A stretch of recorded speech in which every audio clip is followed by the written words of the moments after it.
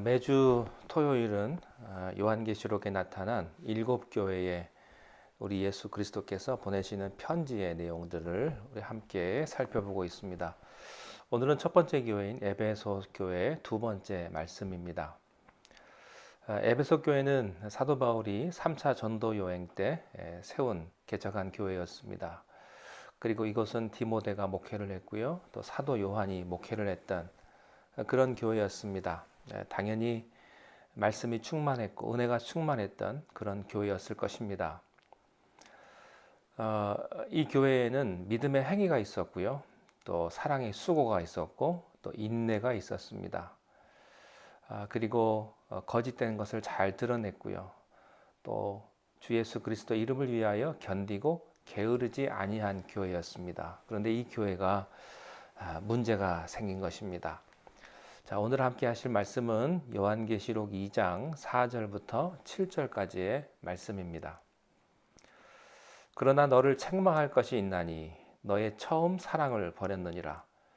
그러므로 어디서 떨어졌는지를 생각하고 회개하여 처음 행위를 가지라.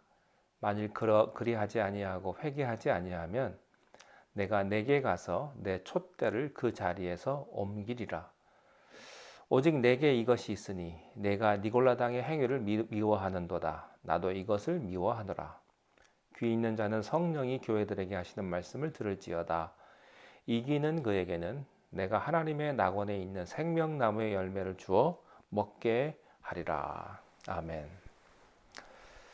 에베소 교회는 참 아름다운 교회였습니다. 성령 충만한 교회였습니다. 그런데 이렇게 은혜로운 교회가 어느 날 갑자기 교만해지기 시작을 한 겁니다. 여러분, 우리 그리스도인에게 최대의 위기는 영적인 교만입니다. 모든 것이 잘 될 때, 좋아 보일 때, 그때가 고비입니다. 더 겸손하고 더 주님을 바라보고 자기를 쳐서 복종하지 아니하면 에베소 교회가 될 확률이 많습니다. 과거에 하나님이 축복을 주었던 교회들이 많이 있습니다.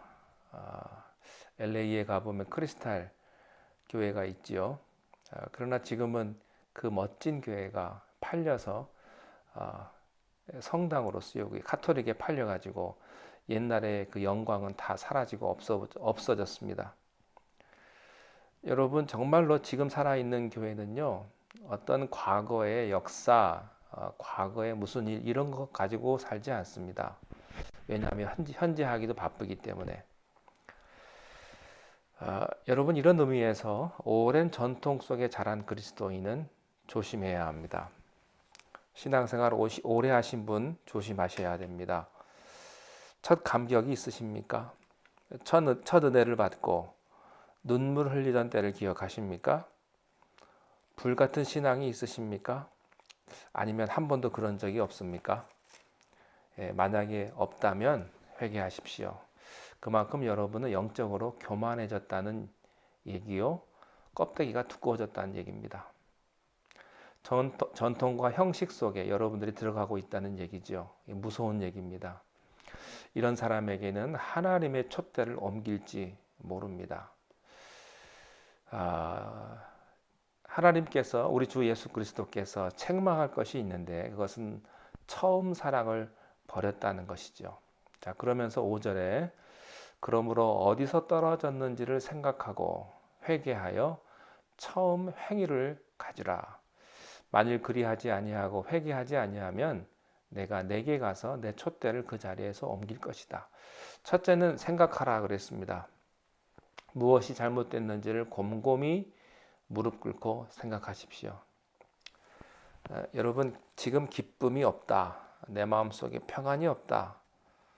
옛날에는 기도를 많이 했는데 기도가 잘 안 된다. 봉사 많이 했는데 봉사가 안 된다. 어딘가 나는 영적으로 힘을 잃어버렸다. 이렇게 느끼시거든 곰곰이 생각하십시오. 언제부터 그랬나? 왜 그랬나? 우리 발레교회가 뭐가 문제인가? 이게 잘못 가면요, 교만해지는 겁니다. 우리 가정이 왜 이렇게 됐나? 요즘 가정이 복잡한 분들 꼭 물어보십시오. 하나님한테. 언제부터 그랬습니까? 그거 있어요.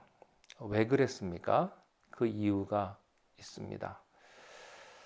요즘에 비즈니스에 어려움 겪으시는 분들 언제부터 이랬나? 왜 이랬나?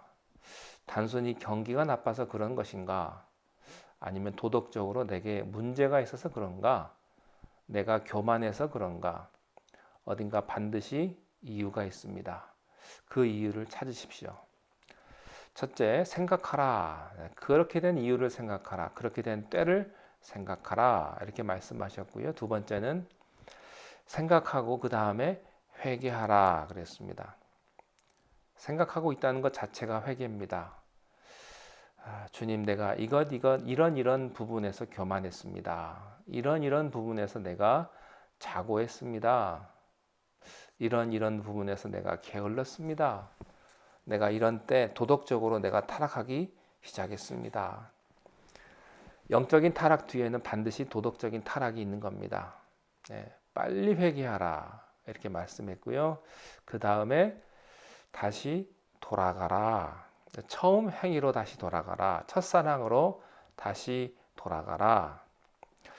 혹시 교회 사랑 잊어버리신 분 계십니까? 다시 돌아가십시오. 사람이 밉고 싫어졌습니까? 다시 옛날로 돌아가십시오. 오늘 주님이 주신 말씀입니다.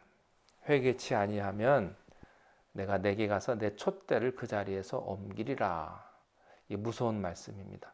촛대를 옮기면 끝나는 겁니다. 발레오 교회에서 촛대를 옮기면 뭐 아무것도 아니죠.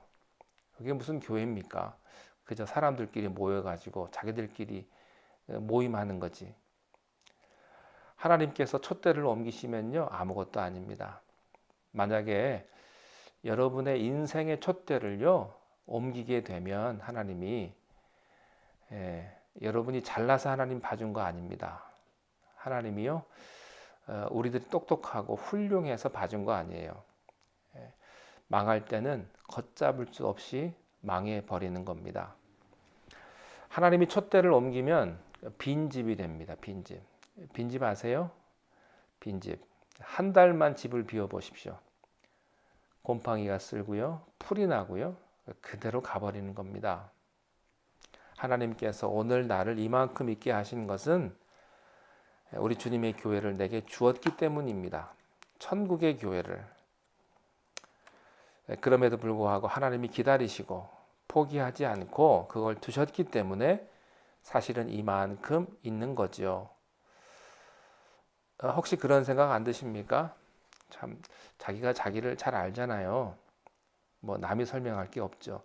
자기가 자기를 제일 잘 아는데 내가 이렇게 산 건 은혜다. 그런 생각 드시죠? 참 내가 벼락 맞아 죽지. 그런 생각 안 하세요? 저도 그런 생각 가끔 해요. 그런데 하나님이 이렇게 지켜주셨구나. 이렇게 보호해 주셨구나. 교통사고 안 나게 해 주셨구나. 그런 생각이 들어요. 여러분, 촛대를 옮기지 않았기 때문에 여러분들이 교회에 나오실 수도 있고요. 찬송도 부르실 수 있고요. 또 신앙생활 할 수 있는 겁니다. 내가 똑똑하고 잘나서 의시되지 마세요. 여러분이 하는 거 아닙니다. 촛대가 있어서 그런 거예요. 그걸 옮겨버리면 못해요. 하고 싶어도. 예수 믿고 싶어도 못 믿고요. 선을 행하고 싶어도 안 돼요. 급속도로 도덕적으로 타락해 버립니다. 여러분 그만큼 고난 중에서도 여러분을 지켜주신 건 촛대가 있기 때문이요. 그러므로 기도하십시오. 촛대가 옮겨지면 끝나는 겁니다. 에베소 교회는 촛대가 옮겨졌습니다. 교회가 작살나 버렸어요. 우리 교회가요 끝까지 순종하지 않으면 하나님의 부흥의 촛대를 옮겨버릴 수 있어요. 그것은 하나님의 주권입니다. 또 6절에 오직 내게 이것이 있으니 내가 니골라당의 행위를 미워하는도다. 나도 이것을 미워하노라. 7절 귀 있는 자는 성령이 교회들에게 하시는 말씀을 들을지어다. 이기는 그에게는 내가 하나님의 낙원에 있는 생명나무의 열매를 주어 먹게 하리라. 교회들에게 또 여러분들에게 하시는 말씀을 들을지어다 이랬습니다. 이기는 그에게는 하나님의 낙원에 있는 생명나무의 열매를 주어 먹게 하리라. 여기 생명나무라는 말이 나옵니다. 이 생명나무는 에덴 동산에서 실종된 나무요. 에덴 동산에서 인간이 타락하고 난 후에 실종된 나무였는데 드디어 여기에서 다시 나타납니다. 최초의 에덴 동산에는 아담과 이브가 먹을 수 있는 각종 열매 맺는 나무가 있었습니다. 특히 그 중에는 아주 중요한 나무 두 가지가 있었는데 선과 악을 알게 해주는 선악과가 있었고 생명을 주는 생명나무가 있었습니다.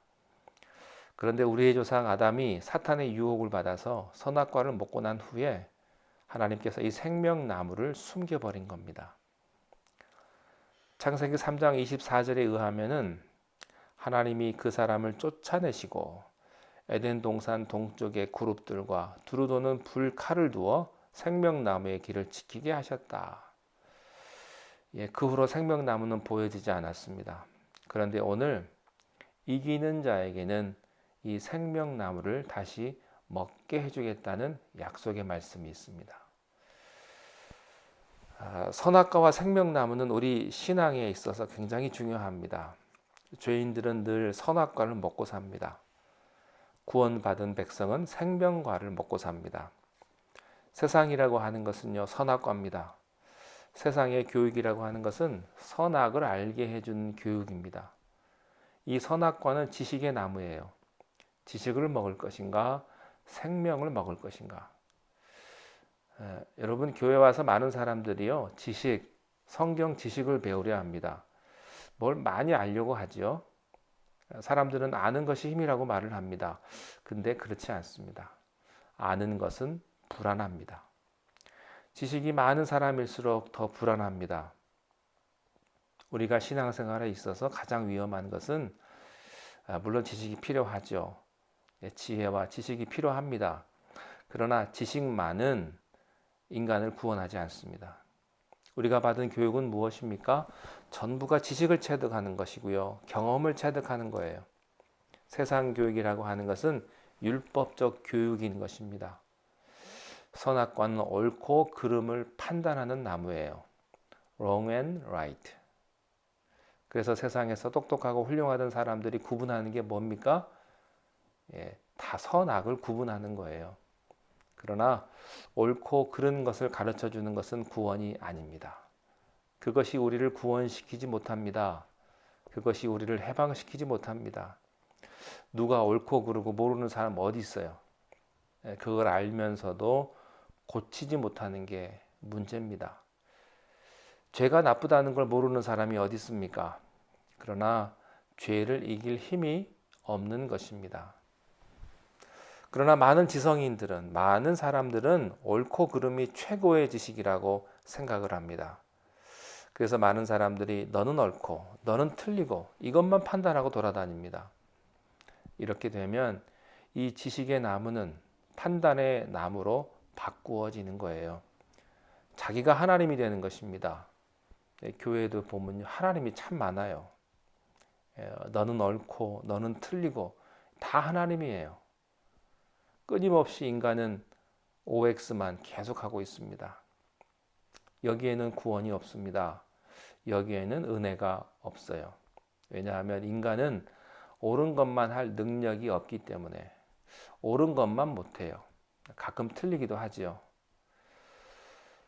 옳은 것을 할 수 있고 틀린 것을 고칠 수 있는 것은 생명입니다. 그것을 은혜라고 말하죠. 그것은 자기 힘으로 되는 것이 아닙니다.